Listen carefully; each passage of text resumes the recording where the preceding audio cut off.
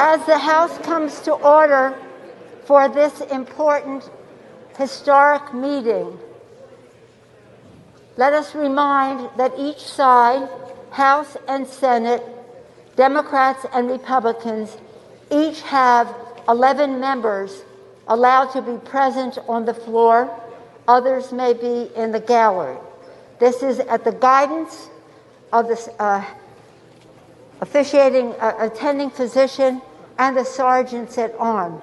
The gentleman on the Republican side of the aisle will please observe the social distancing and agree to what we have 11 members on each side so that we can responsibilities to this chamber, to this responsibility, and to this House of Representatives. Please exit the floor if you do not have an assigned role from your leadership. You can share with your staff if you want to have a few more, but you cannot be that close together, floor of the House, with that many people in here. And I thank the Senate and the Democrats for getting by the rules. Let's go. Let's just start. Okay.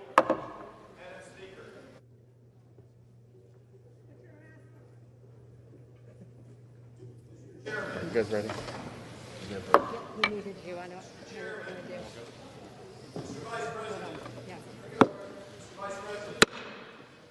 Madam Speaker and members of Congress, pursuant to the Constitution and the laws of the United States, the Senate and House of Representatives are meeting in joint session to verify the certificates and count the votes of the electors of the several states for President and Vice President of the United States. After ascertainment has been had that the certificates are authentic and correct in form, the tellers will count and make a list of the votes cast by the electors of the several states. The tellers on the part of the two houses have taken their places at the clerk's desk. Without objection, the tellers will dispense with the reading of the formal portions of the certificates. After ascertaining that the certificates are regular in form and authentic, the tellers will announce the votes cast by the electors for each state, beginning with Alabama, which the parliamentarians advise me is the only certificate of vote from that state and purports to be a return from the state, and that has annexed to it a certificate from an authority of that state purporting to appoint or ascertain electors. Mr. Blunt. Mr. Blunt. For what purpose does the gentleman from Virginia seek recognition? For what purpose does the gentleman from Virginia rise? Parliamentary inquiry, Mr. Vice President. In order to follow with the Speaker's instructions that only a limited number of people be on the floor, may I ask how one would make an objection or make a parliamentary inquiry in the future if you're not on the floor but in the gallery?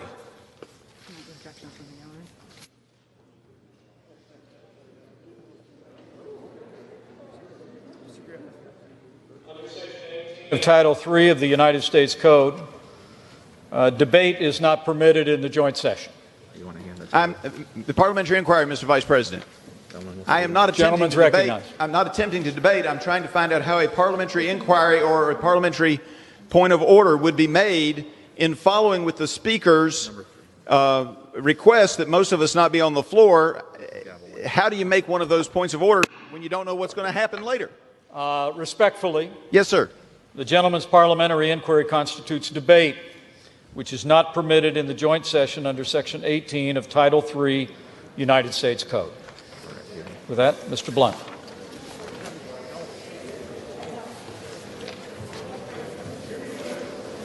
Mr. President. Is this microphone on? Microphone needs to be on. Microphone needs to be on. Is this mic on? Yeah. Is my statement out? Yes, sir, it is. Thank you. Try again. It's not on. Mr. President, do you think this is on? I don't believe it's on. It's not on. Try it one more time.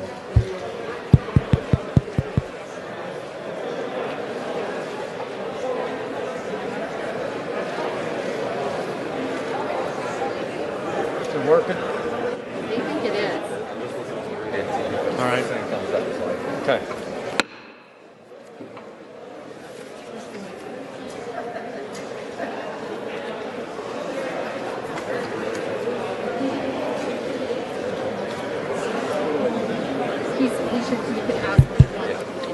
Are you ready? Let's get order, gentlemen.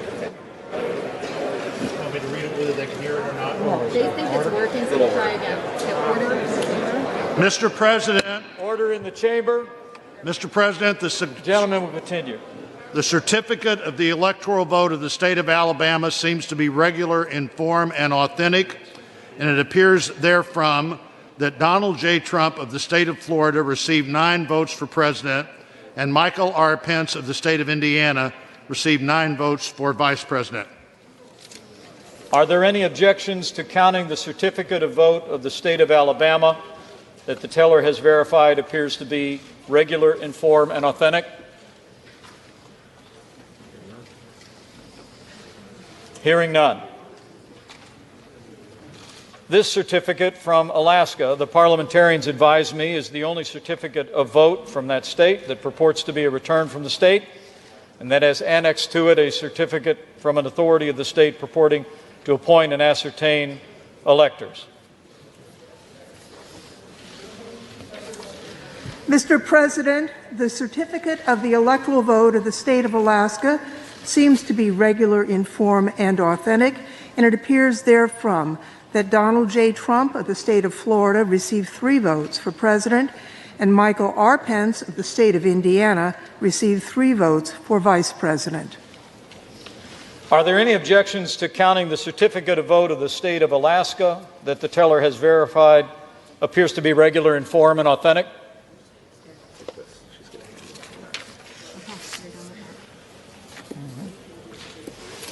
If not, there are none. The certificate. Hearing none. This certificate from Arizona, the parliamentarians advise me, is the only certificate of vote that the state purports to be a return from the state, and that has annexed to it a certificate from an authority of that state purporting to appoint or ascertain electors.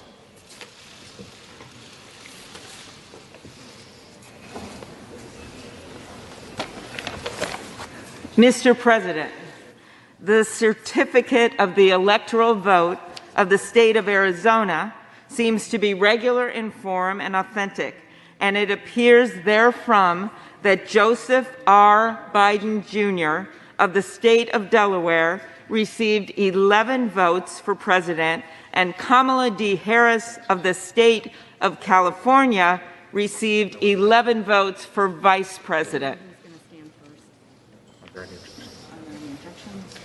Are there any objections to counting the certificate of vote of the state of Arizona that the teller has verified appears to be regular in form and authentic?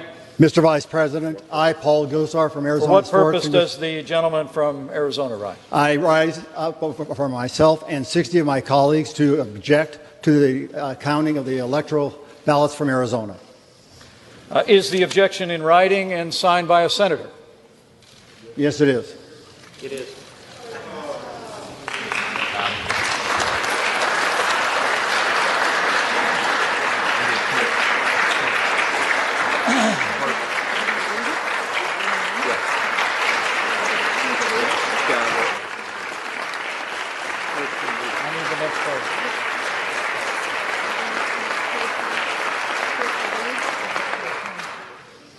An objection presented in writing and signed by both a representative and a senator complies with the law, Chapter 1 of Title 3 of the United States Code.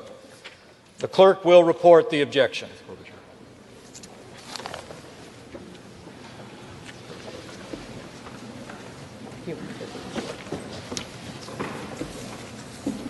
Next page, please.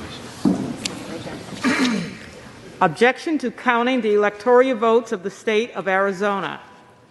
We, a member of the House of Representatives and a United States Senator, object to the counting of the electoral votes of the state of Arizona on the ground that they were not, under all of the known circumstances, regularly given.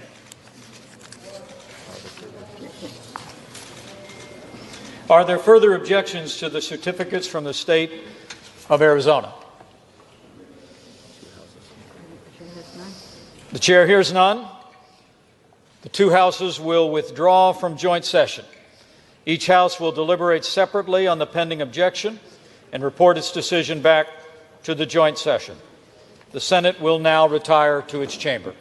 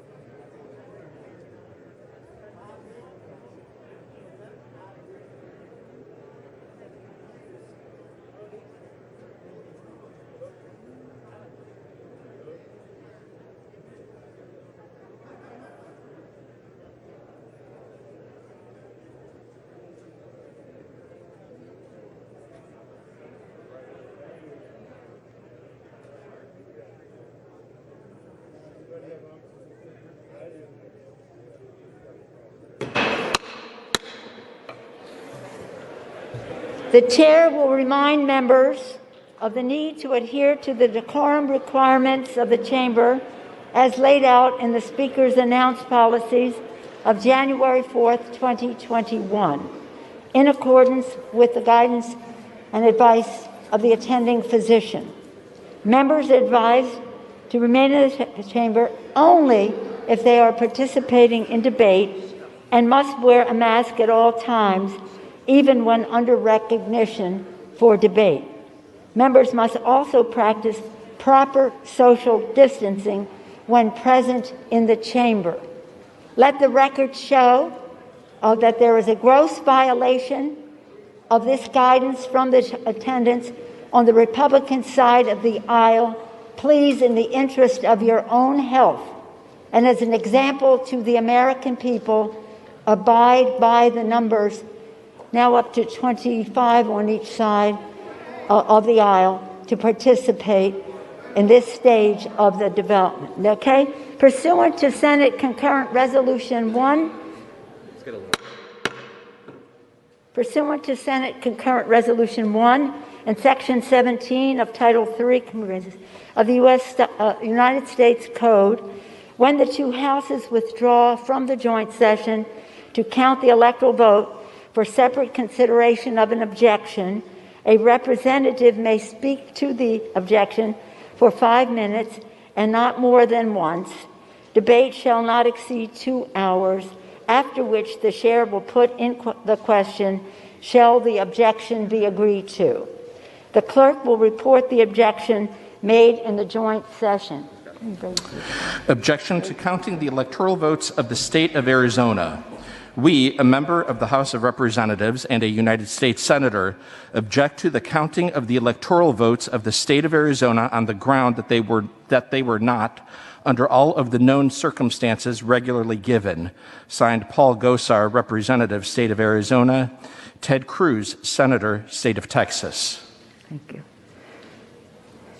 The chair will endeavor to alternate recognition between members seeking support of the objection and members seeking opposition to the objection. The chair recognizes the gentleman from Louisiana, Mr. Scalise, for 5 minutes. Thank you, Madam Speaker. I rise today to object to a number of states that did not follow the constitutional requirement for selecting electors. Madam Speaker, this is something that is clear that our founding fathers debated about as a fundamental decision of how we choose our president. There was a lot of back and forth, if anyone reads the founding documents of our country, about the different versions they went through to ultimately come up with a process where each state has elections, each state has a process for selecting their electors and sending them to Washington. And Madam Speaker, in a number of those states, that constitutional process was not followed. And that's why we're here to object. If you look at what the requirement says, nowhere in Article 2, Section 1 does it give the Secretary of State of a state that ability. Nowhere does it give the governor that ability. Nowhere does it give a court that ability. It exclusively gives that ability to the legislatures. And in fact, in most states, that's the process that was followed. But for those states that this wasn't followed, unfortunately, this is not new. We've seen over and over again more states where the Democrat Party has gone in and selectively gone around this process. That has to end, Madam Speaker. We have to follow the constitutional process. Now, there might be reasons why some people don't like the process laid out by a legislative body. Madam Speaker, I served on one of those legislative bodies when I was in the state legislature for 12 years. I served on the House and Governmental Affairs Committee where we wrote the laws for our state's elections. And I can tell you, when we had to make changes, those were extensively negotiated. We would have people on both sides come, Republicans and Democrats, Madam Speaker, would get together to work through those changes, any minute change, to how a precinct would function, to how a change would be made in the time of an election, signature requirements, all the many things that involve a clerk carrying out the duties in each parish, in our case. You would see people come and give testimony.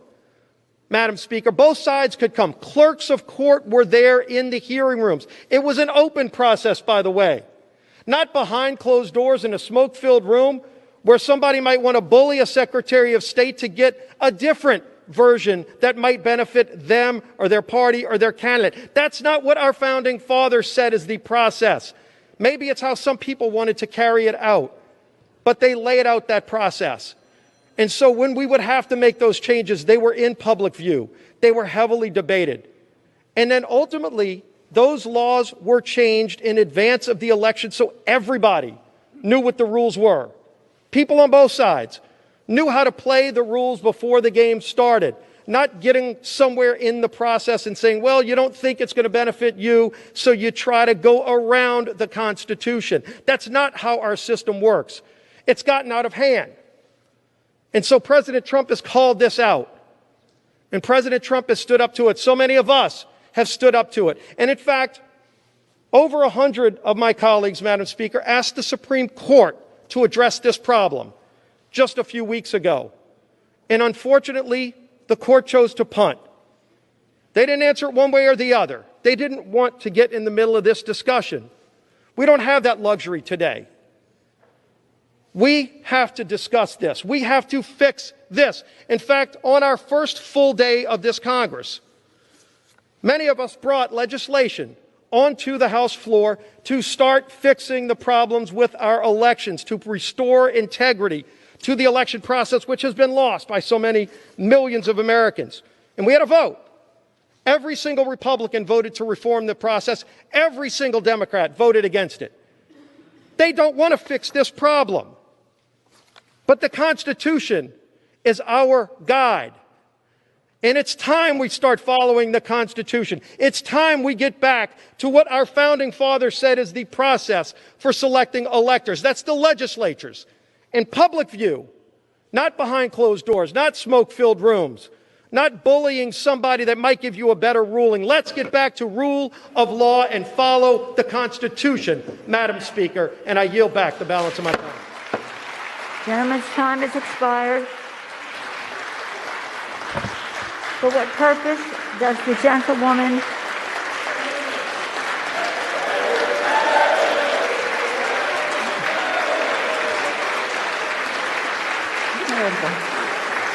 It's over now. I thought it was Jamie. For what purpose does the gentlewoman from California seek recognition? To strike the last word. Without objection, the gentlewoman is recognized for Madam 5 Speaker, minutes. Madam Speaker, this day marks a crossroads for American democracy. Those who object to the counting of the Electoral College votes, which reflect the votes of the American people, want to substitute their preferences for the voter's choice. That's not what our Constitution requires, and it's at odds with the American Democratic Republic. If Congress selects the next president instead of American voters, we'll have no need for an electoral college. In fact, we'd have no need for presidential elections at all. We'd be moving from a government elected by the people to a government selected by those already governing. That's not America. In the United States, we abide by the choices of the people, not an elite few.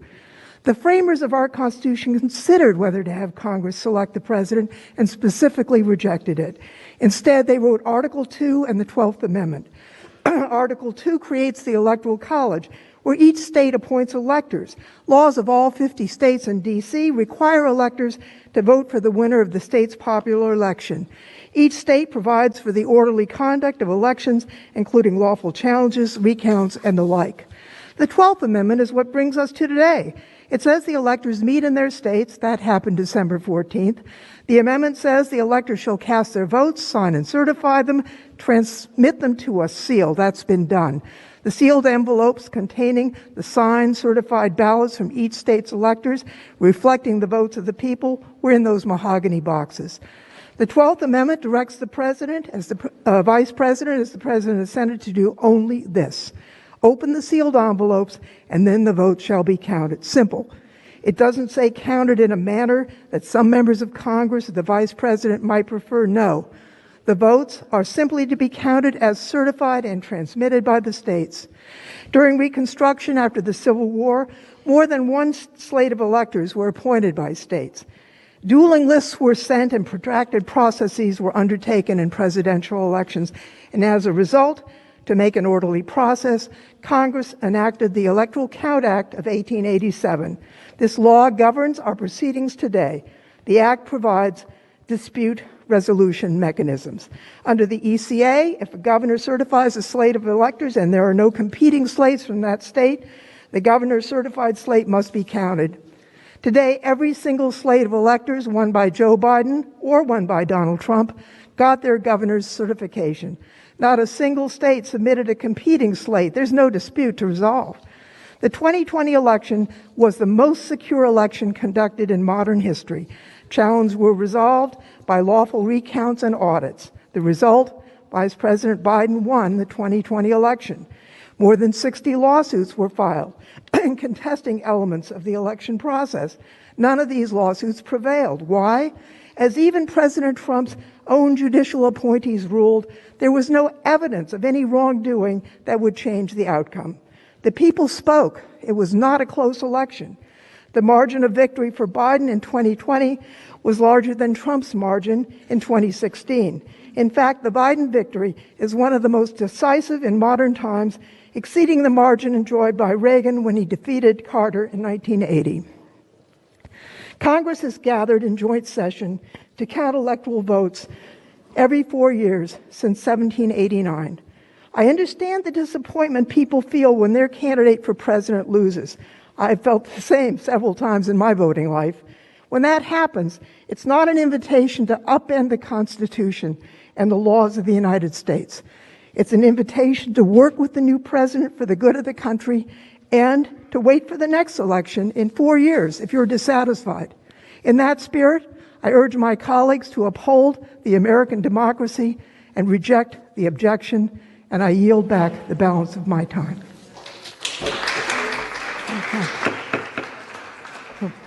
Who's that?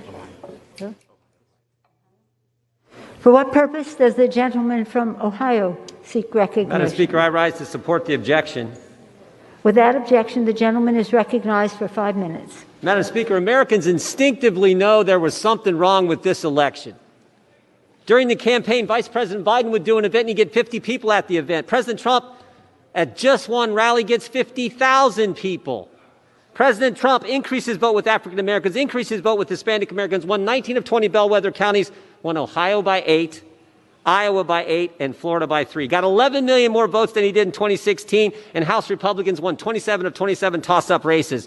But somehow, the guy who never left his house wins the election? 80 million Americans, 80 million of our fellow citizens, Republicans and Democrats, have doubts about this election. And 60 million people, 60 million Americans think it was stolen. But Democrats say, no problem, no worries, everything's fine.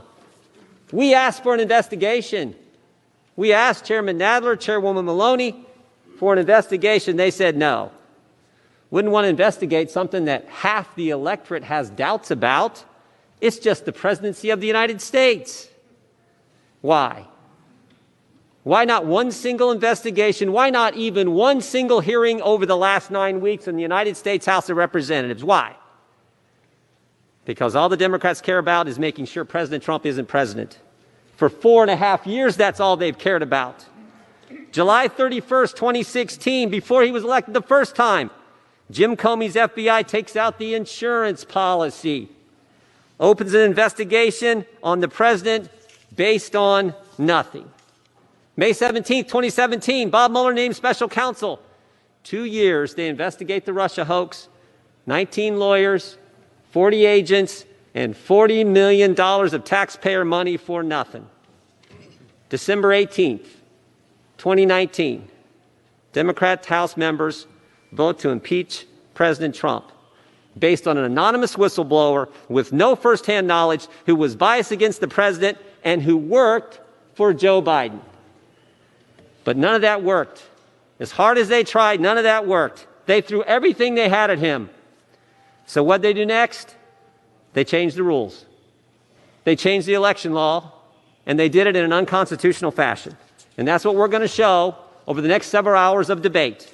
The Constitution is clear, as Whip Scalise just said. State legislatures and only state legislatures set election law. In Arizona, the law says voter registration ends on October 5th. Democrats said, we don't care what the law says.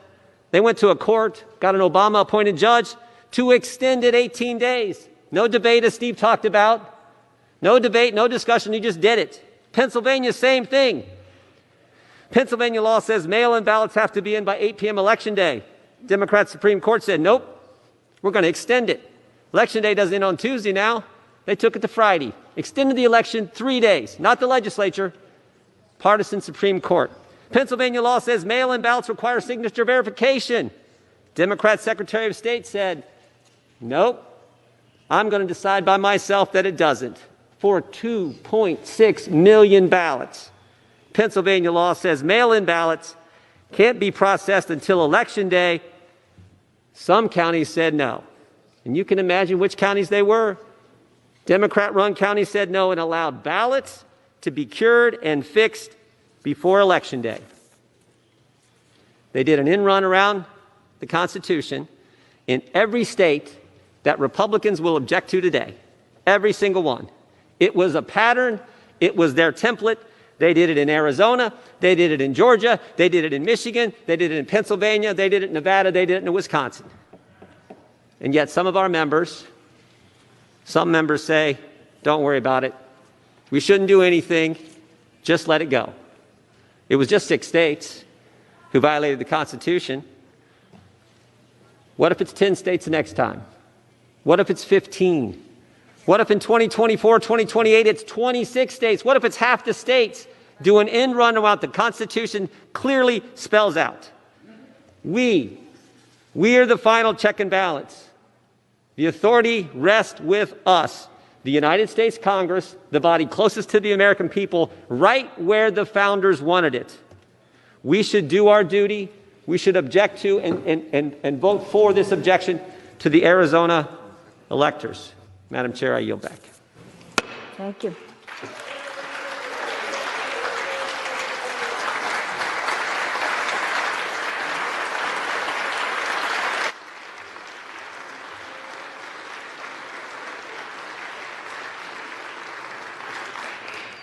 Purpose does the gentleman from California seek recognition?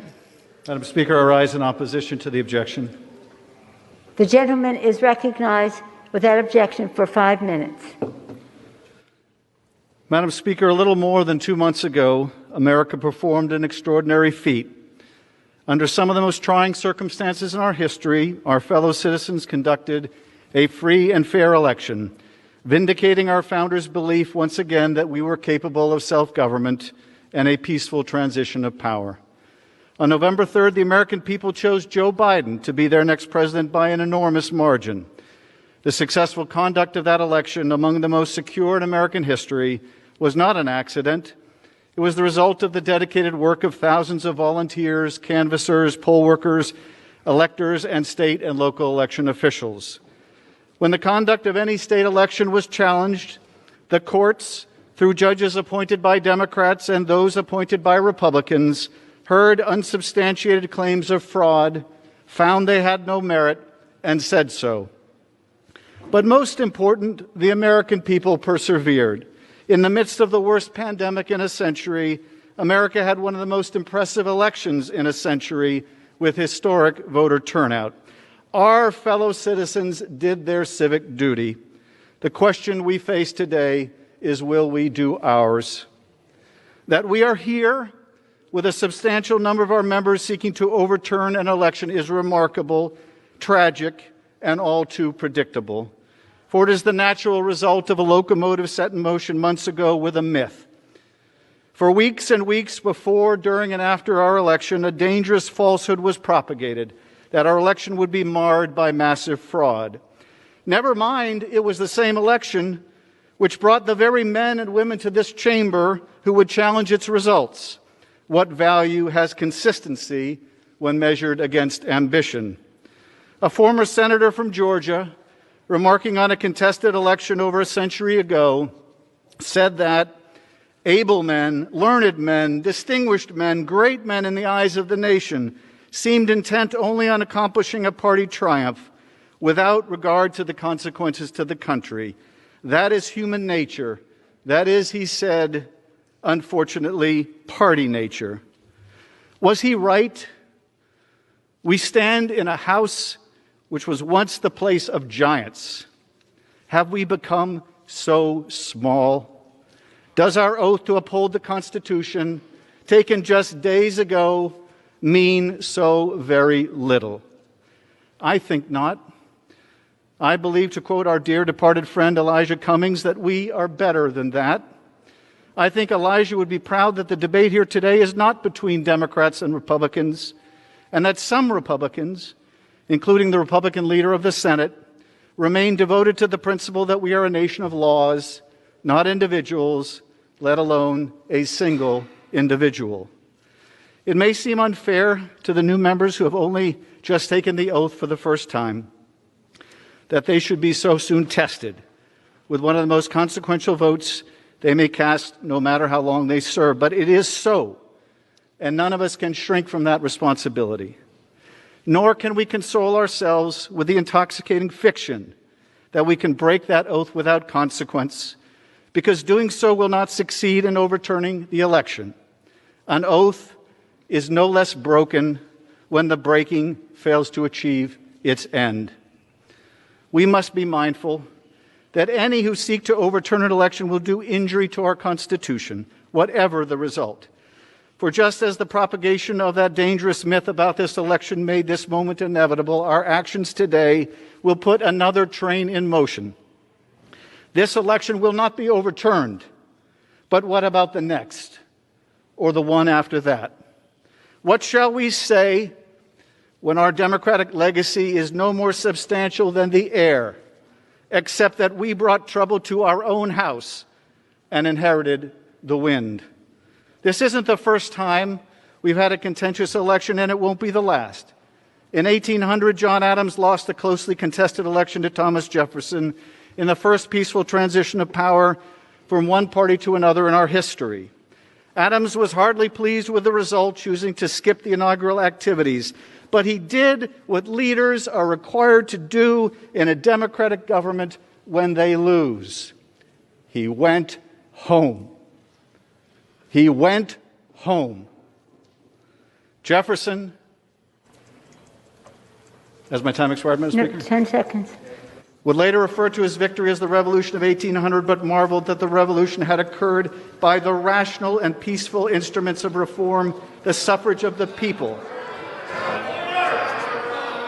It has never been our place to overturn an election. And if we hope to remain a democracy, it never will be. Arizona? For what purpose does the gentleman from Arizona seek recognition? I rise to support the objection. Without objection, the gentleman is recognized for 5 minutes. Thank you, Madam Speaker. I join the objection to counting votes of electors from my home state of Arizona, as well as Georgia, Pennsylvania, Wisconsin, Michigan, and Nevada, because election integrity is the heart of our American constitutional republic. In a representative form of government, we must be able to trust that our elections accurately represent the will of the American voter. This is the appropriate forum anticipated and provided for by our founders to debate whether this election complied with the Constitution that we've all sworn to protect. Every particular of the Constitution is to be protected, including Article 2, Section 1. The debate as to the legitimacy of the 2020 presidential election has been suppressed by the left and its propagandists in the media until today.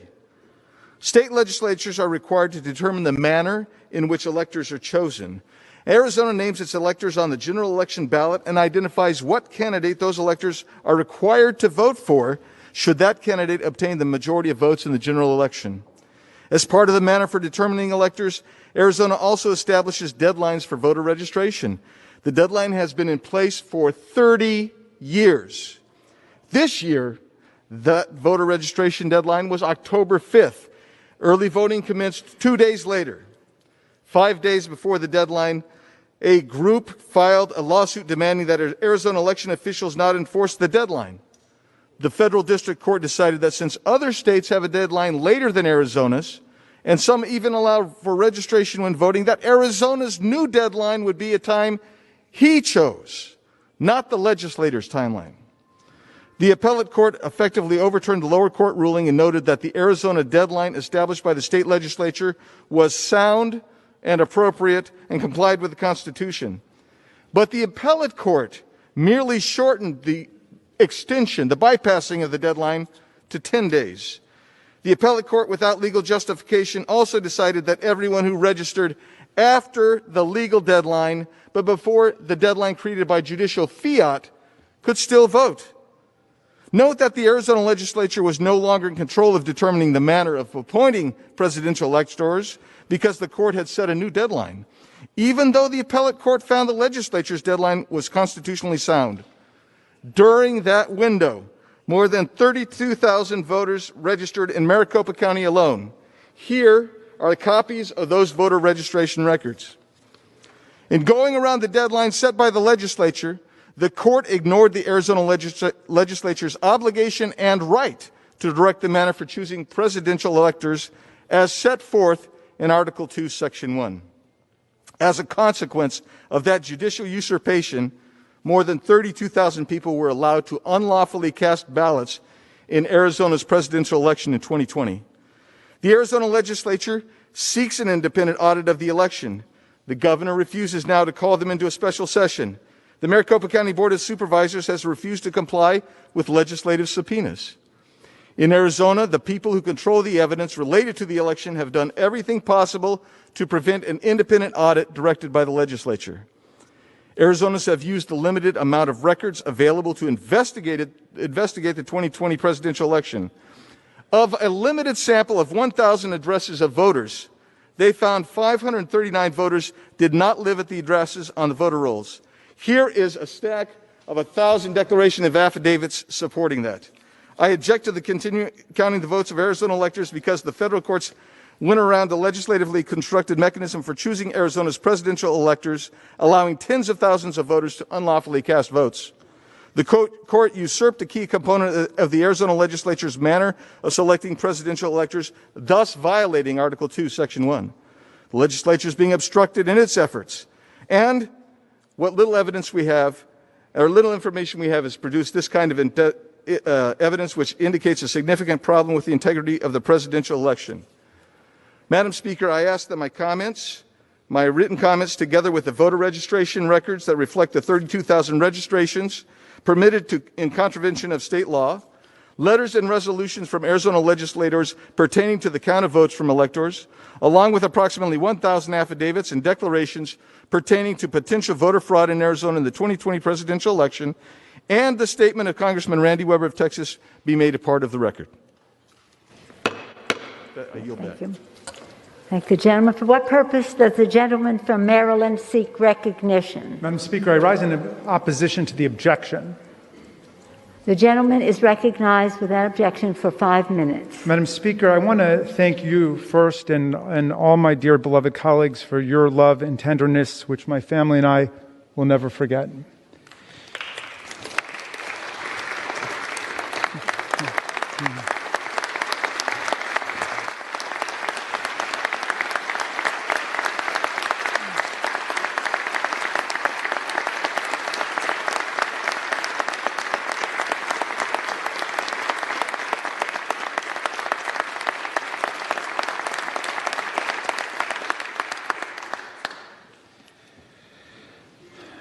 Thank you again. Abraham Lincoln, whose name is a comfort to us all, said, "We've got the best government the world ever knew." It's best because the first 3 words of the Constitution tell us who governs here: we the people. Watch this proceeding today and tell the world with pride, as Lincoln did, about the brilliant meaning and promise of our country. Our government belongs to the people. As President Ford said, "Here the people rule."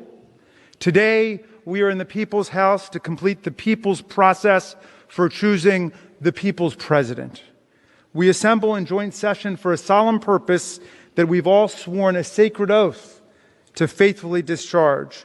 The 12th Amendment obligates each and every one of us to count the electoral votes to recognize the will of the people in the 2020 presidential election. We are not here, Madam Speaker, to vote for the candidate we want. We are here to recognize the candidate the people actually voted for in the states. Madam Speaker, the 2020 election is over, and the people have spoken.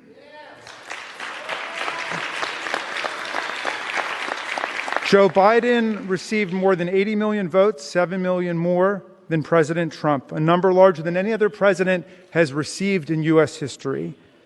This sweeping popular victory translated into an electoral college victory of 306 to 232, a margin which President Trump pronounced a landslide when he won by those exact same numbers in 2016. So now we count the electoral votes that were just delivered to us in the beautiful mahogany cases brought by those hardworking Senate pages. These mahogany cases contain only the 538 electoral votes that were sent in by the states, not the 159 million ballots that were cast by our constituents. Those were counted 2 months ago by hundreds of thousands of election officials and poll workers across America who risked their health and even their lives in the time of COVID to deliver what our Department of Homeland Security called the most secure election in American history. Many of these officials have endured threats of retribution, violence, and even death just for doing their jobs. Just as the popular vote was for Biden, so was the electoral vote. On December 15th, Senate Majority Leader Mitch McConnell recognized it. The Electoral College has spoken. Senator McConnell said from the Senate floor, "Today I want to congratulate President-elect Joe Biden." Yet we have seen escalating attacks on our election with unfounded claims of fraud and corruption. More than 60 lawsuits have been brought to date seeking to overturn the results. They have failed repeatedly and they have failed spectacularly. Every objection we hear today maligning our states and their officials, both Republican and Democrat, has been litigated, adjudicated, and obliterated in both federal and state court. The president has not just had his day in court, my friends. He has had more than 2 months in court looking for a judge to embrace these arguments.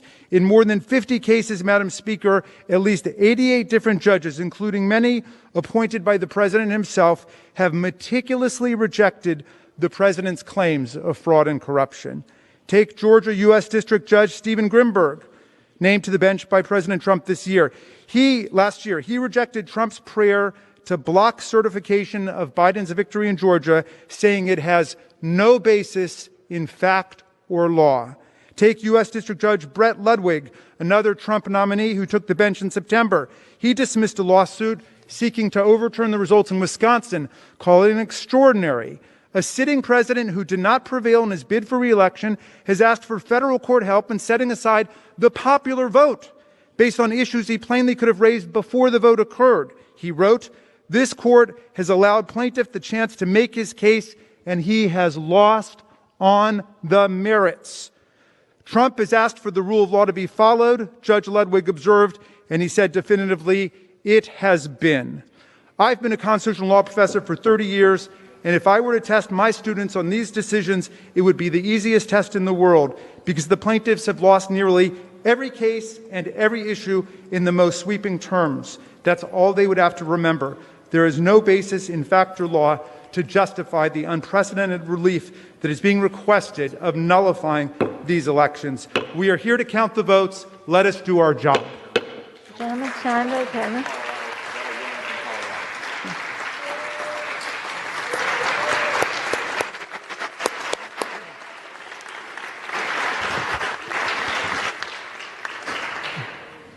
Thank you. For what purpose does the gentlewoman from Colorado seek recognition? I rise to support the objection. The gentlewoman is recognized for 5 minutes. Thank you, Madam Speaker. And to ease everyone's nerve, I want you to all know that I am not here to challenge anyone to a duel like Alexander Hamilton or Aaron Burr. Madam Speaker, My primary objection to the counting of the electoral votes of the state of Arizona is based on the Constitution and the direction of state legislatures through state law as spelled out in the following two clauses. Article 2, Section 1, Clause 2 states in part, and I quote, "Each state shall appoint in such manner as the legislature thereof may direct a number of electors." And the election clause of the Constitution provides state legislatures with explicit authority to prescribe, and I quote, "the times, places, and manners of holding elections," end quote. For more than 3 decades, Arizona law set by the state legislature has required that voter registration end no later than 29 days before an election. This is clear. It is law. Unless amended by the state legislature, this is the way it needs to be carried out. In Arizona, the deadline for voter registration for the 2020 presidential election was October 5, 2020. Using COVID as a reasoning, Democrats filed a lawsuit to extend this deadline by 18 days. And an injunction was made by an Obama-appointed judge preventing the Arizona Secretary of State from enforcing the constitutional deadline set by the state legislature. As a result of this frivolous partisan lawsuit, 10 extra days were added via judicial fiat to allow voter registration. These 10 days were added after voting had already begun. This is completely indefensible. You cannot change the rules of an election while it is underway and expect the American people to trust it. Now, in this 10-day period, at least 30,000 new voters registered to vote in Arizona. All of these votes are unconstitutional. It does not matter if they voted for President Trump or if they voted for Vice President Biden. They did not register in time for the election. The law states October 5th. Either we have laws or we do not. If we allow state election laws as set forth by the state legislature to be ignored and manipulated on the whims, partisan lawsuit, unelected bureaucrats, Who's order? The House will be in order.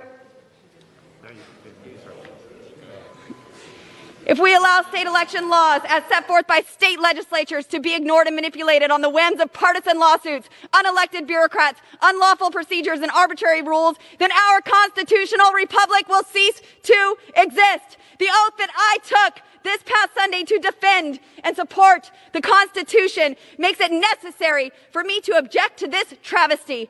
Otherwise, the laws passed by the legislative branch merely become suggestions to be accepted, rejected, or manipulated by those who did not pass them. Madam Speaker, I have constituents outside this building right now. I promised my voters to be their voice. In this branch of government, which I now serve, it is my separate but equal obligation to weigh in on this election and object.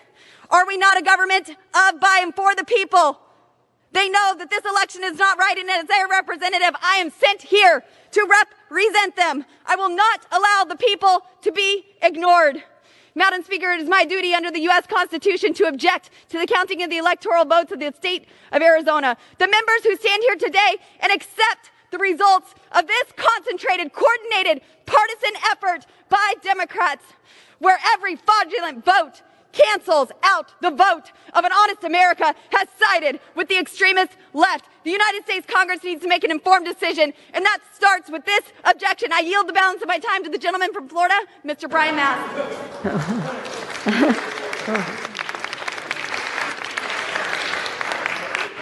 Madam Speaker, I rise as well to support the objection, and I rise with a simple question.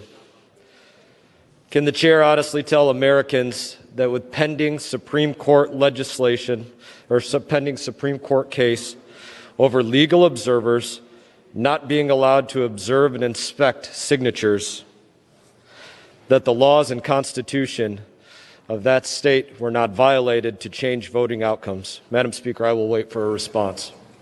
I'm sorry?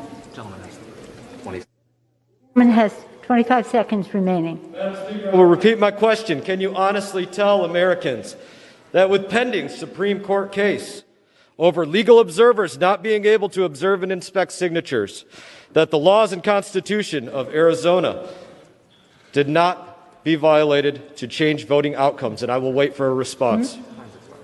Okay. Gentleman's time has expired. For what purpose does the gentleman from Colorado seek recognition?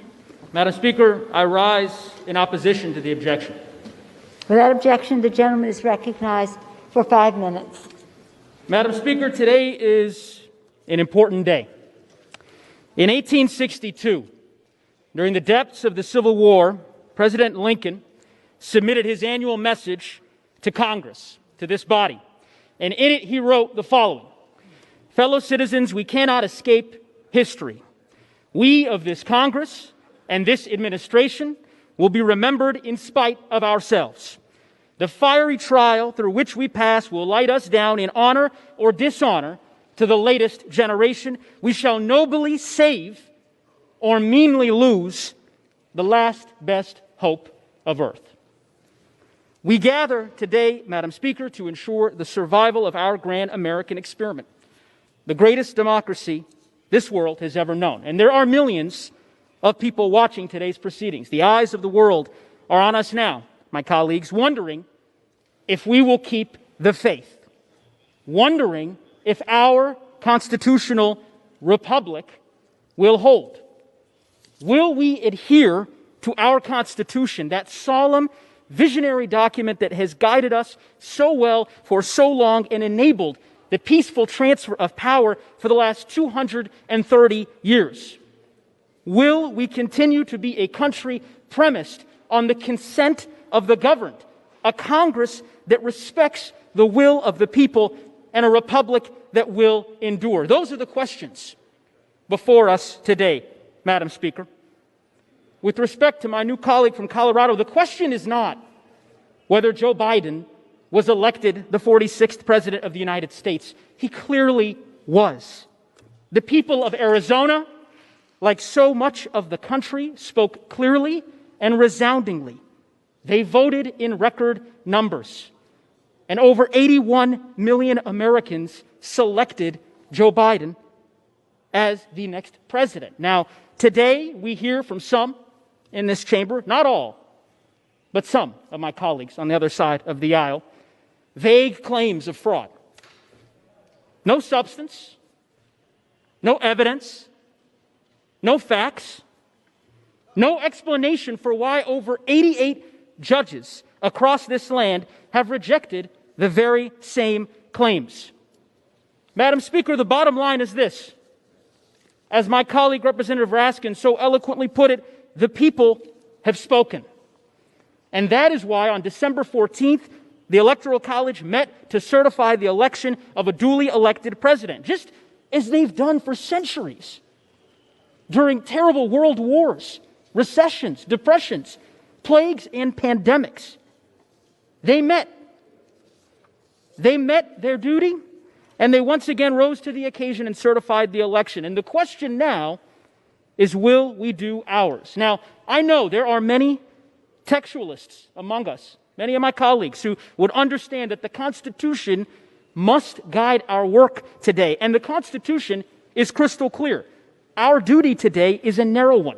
Article 2, Section 1, Clause 3 reads, "The President of the Senate shall, in the presence of the Senate and the House, open all the certificates, and the votes shall then be counted. The person having the greatest number of votes shall be the President." That's it. Period. Our job is not to replace the judgment made by the American people with our own. And yet that is precisely what so many of my House and Senate Republican colleagues ask this body to do, to substitute their judgment for the expressed will of the American people. In America, we don't do that. In the United States, we accept the results of free and fair elections. We don't ignore the will of the voters, Madam Speaker, and attempt to install a preferred candidate into power. That doesn't happen here.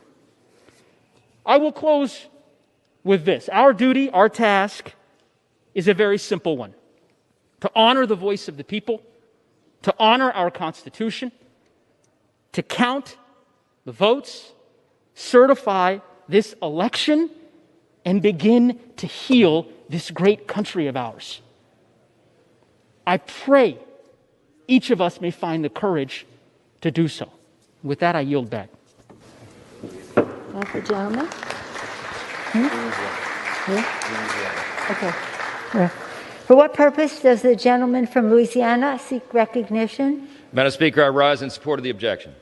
The gentleman is recognized for 5 minutes. Madam Speaker, we have a solemn responsibility today. We must vote to sustain objections to states of electors submitted by states that we genuinely believe clearly violated the Constitution and the presidential election of 2020. This is the threshold legal question before us, and it's an issue before us for the state of Arizona. We got to repeat this for emphasis because a lot of people seem to be confused.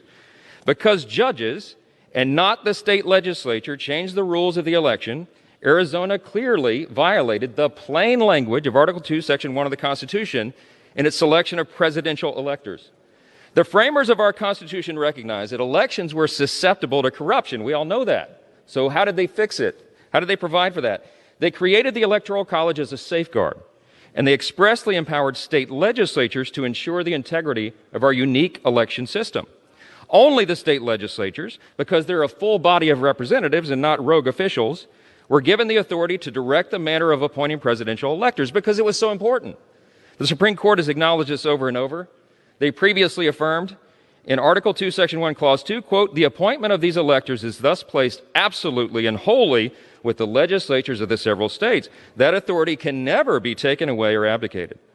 The Arizona legislature did enact detailed rules and procedures that state was determined and was supposed to follow to choose its electors. But in the months preceding the 2020 election, as we've heard, and by the way, 1,000 pages of evidence have just been submitted on the facts on this, those well-established rules and procedures were deliberately changed. They weren't changed by the legislature, friends.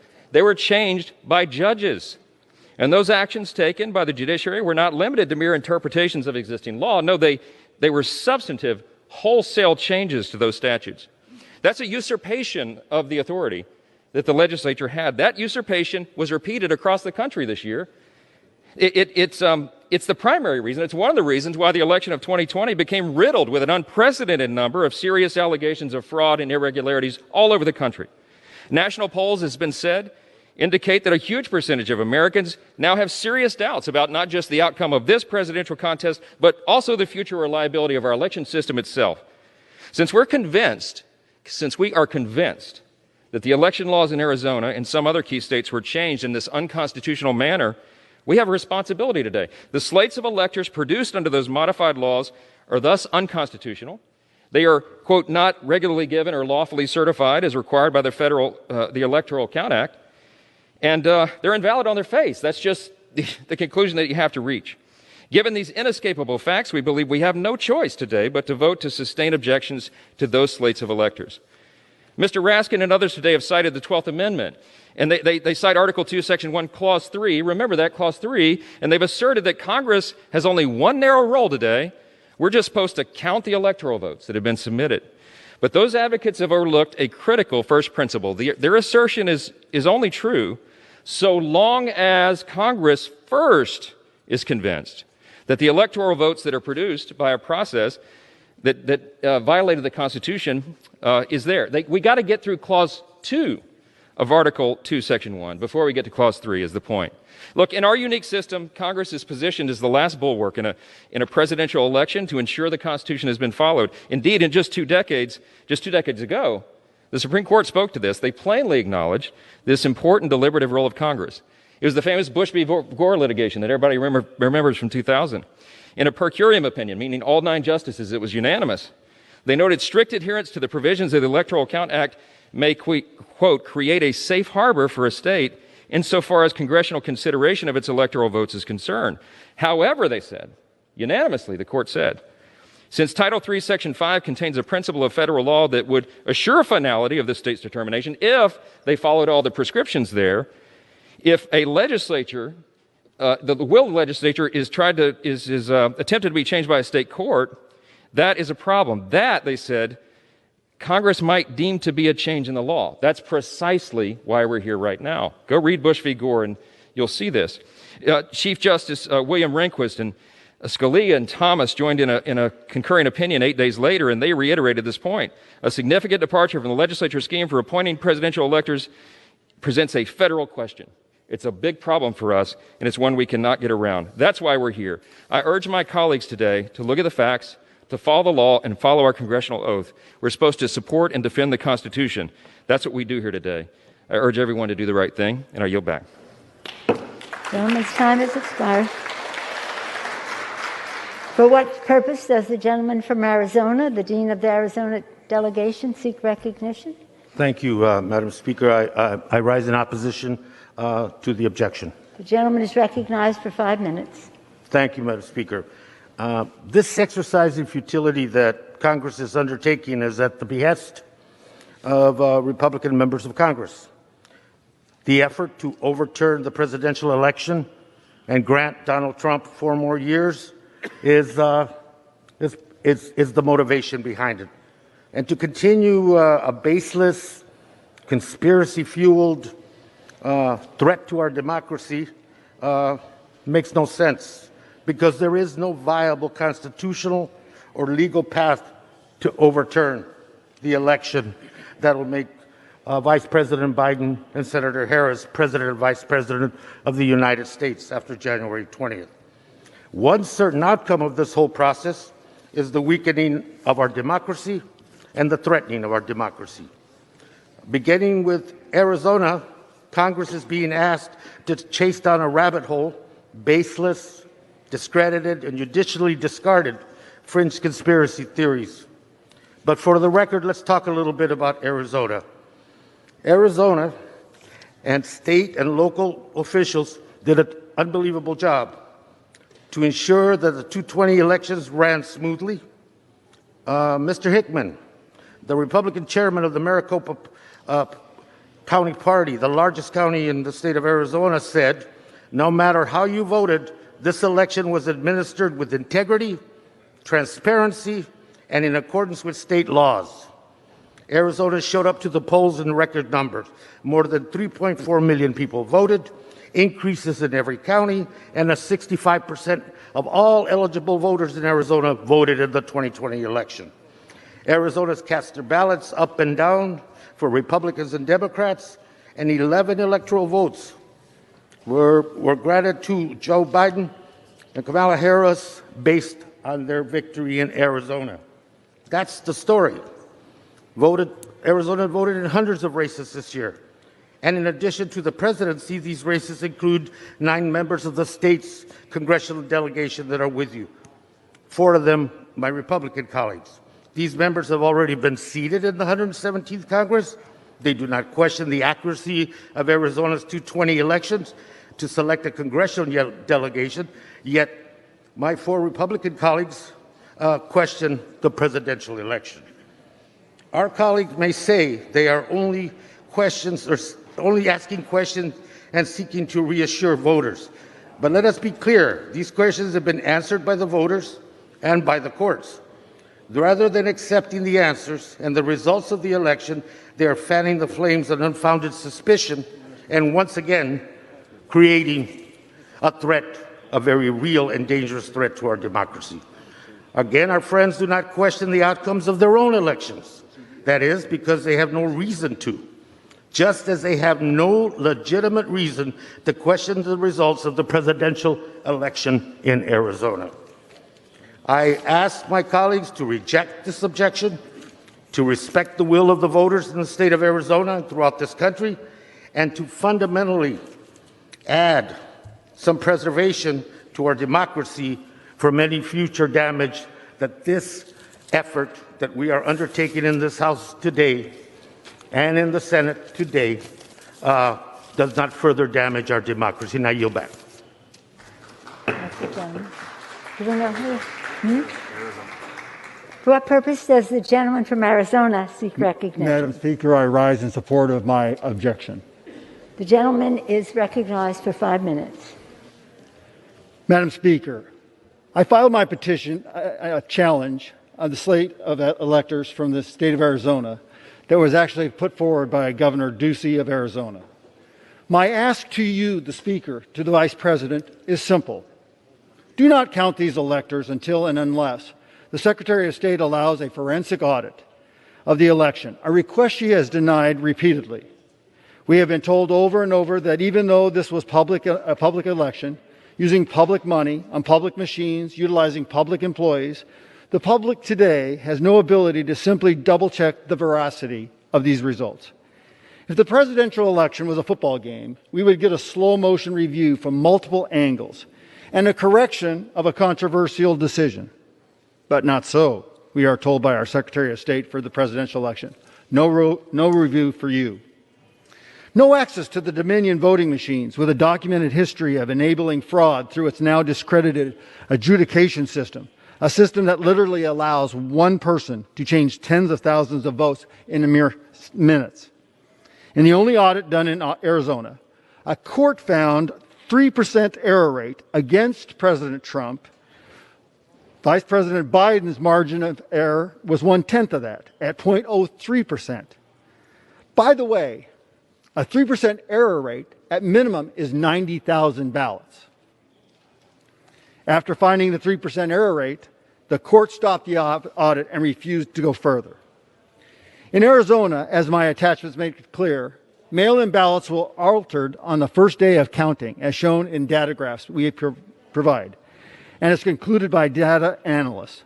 Over 400,000 mail-in ballots were altered, switched from President Trump to Vice President Biden, or completely erased from President Trump's totals. The proof is in the counting curves, the curves that cannot occur except with odds so rare and unlikely that winning the Mega Millions lottery is more probable. Mr. Speaker, can I have order in the chamber? The House will be in order. The House will be in order. Okay.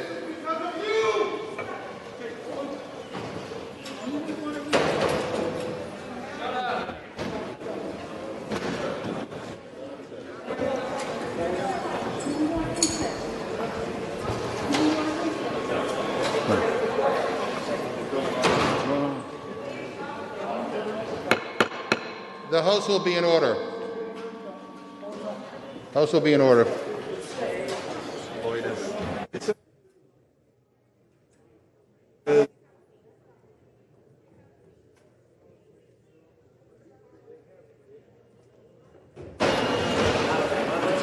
Members will take their seats. The House will be in order.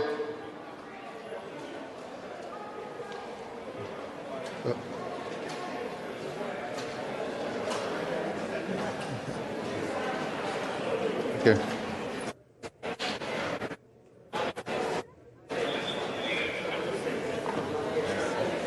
We can get order. They're telling us. Okay. We can get order. We can resume.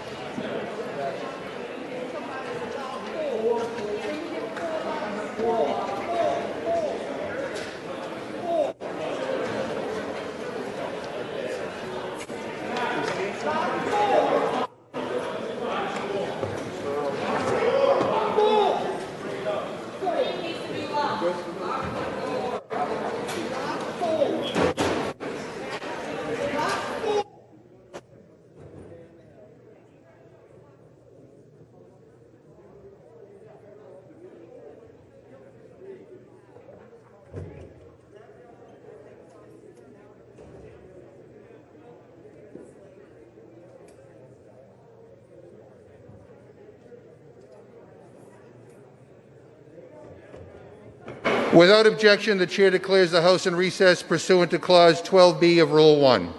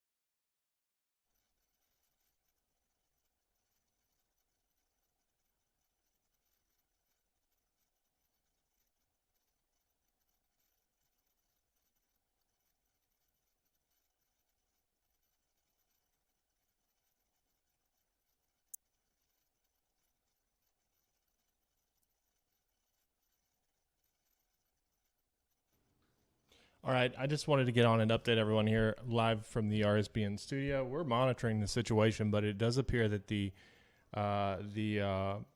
Capitol building has been, it's been breached. We don't know all the information, but they are now in recess, and we're trying to find out more. Our team is headed back to the hotel to get to safety.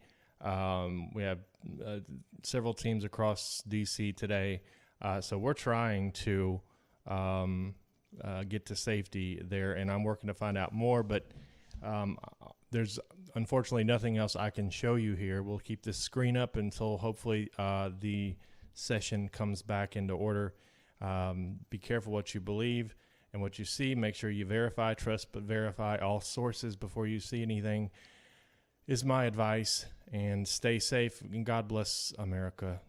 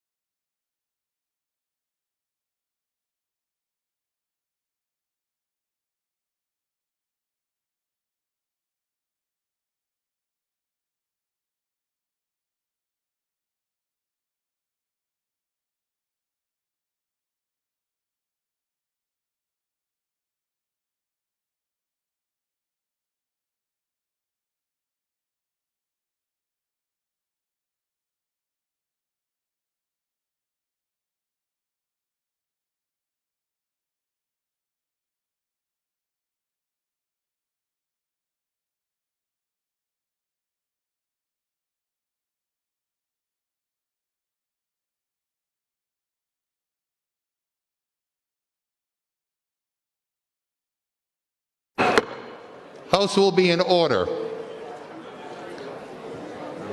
We need order in the House so we can proceed. The gentleman from Arizona has 2 3/4 minutes remaining.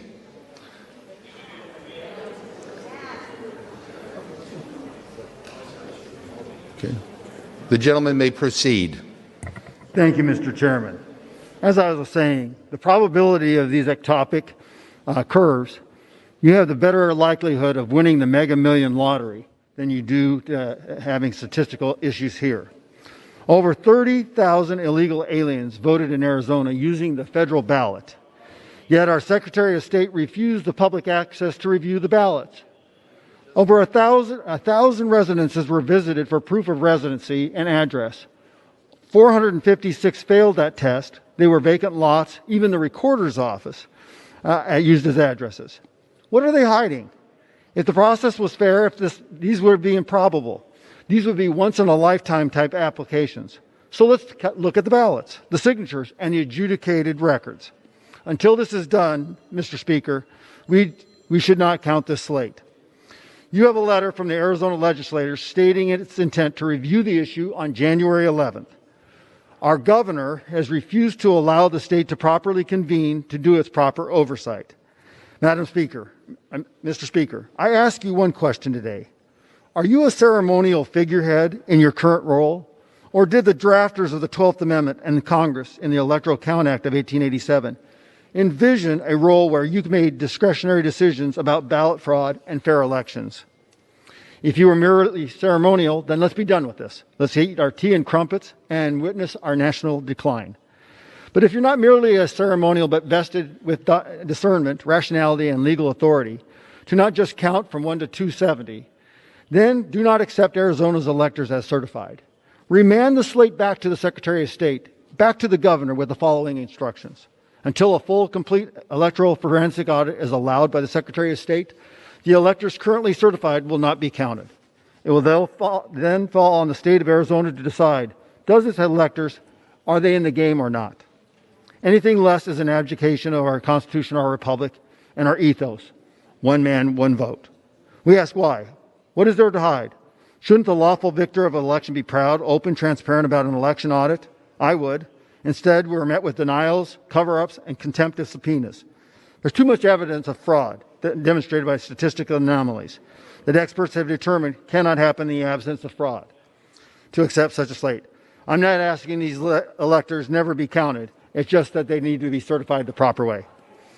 Our beloved Constitution is but a mere piece of paper if we do not follow the law, upholding the law. But now, alas, we find ourselves lawless, destroying the very thread that binds us together. But we need to get back to the rule of law. That is what has been violated, truly, by the actions in these states. Thank you. The gentleman's time has expired. Without objection, the House is going to go back into recess.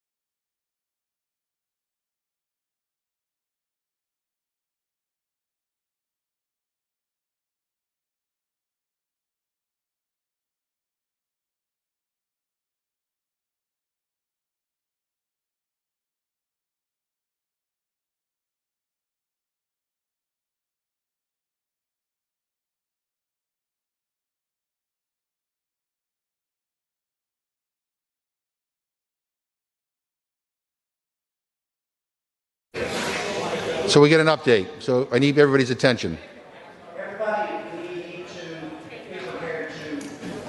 Get down under your chairs if necessary. So we have folks entering the rotunda and coming down this way. So we'll update you as soon as we can, but just be prepared. Stay calm.